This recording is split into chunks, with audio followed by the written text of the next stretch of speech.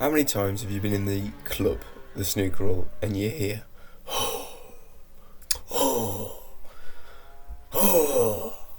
every 2 seconds, either from the person you're playing, or from someone on the table next to you, or from someone, there's one guy in my club who, bloody every shot goes, for fuck's sake.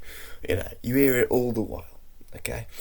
And I want to just spend a little bit of time here to think about, to make you think about why, if you're someone who does that, you need to take it out of your game.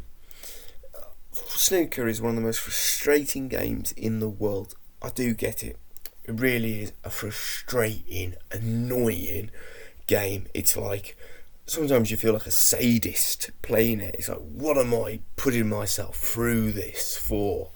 And just the tables can be so annoying. I get it. The cloth, the kicks, the cushions. Sometimes the balls are different weights, and you think, if you go to some snooker clubs, they can be an absolute nightmare in there. Like bloody fag burns on the cloth from like 1995 or something. I do get it. But the problem with thinking negatively is that it decreases your chance of playing well. In some ways, it boosts your opponent's chance as well. If you're someone who, you're showing your opponent your annoyance, your opponent is immediately getting a little bit of a buzz from that. Okay, it's like, the psychology of that is, I'm doing poorly, therefore this is an advantageous time for you to play me. Think about someone like Peter Ebdon. I know he always gets a bit of a stick. He always gets mocked and a lot. And I think people are quick to forget what he's actually achieved in the game. That guy's got some serious willpower. And some serious mental stamina. You never see Peter Ebdon mouthing off. In fact, not only does he not even say it, he doesn't let his face show it. It's very rare you see any emotion on Peter Ebdon's face. He doesn't give anything away like that.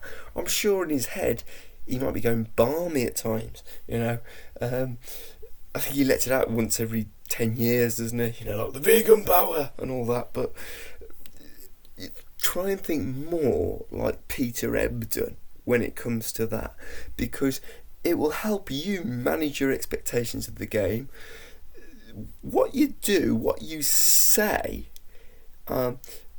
reinforces what you think. If you don't say it, it's not reinforced.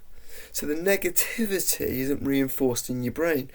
You start thinking more positively, and you get used to thinking more positively. You get used to dealing with the stresses of missing and the frustrations of the cloth and the table.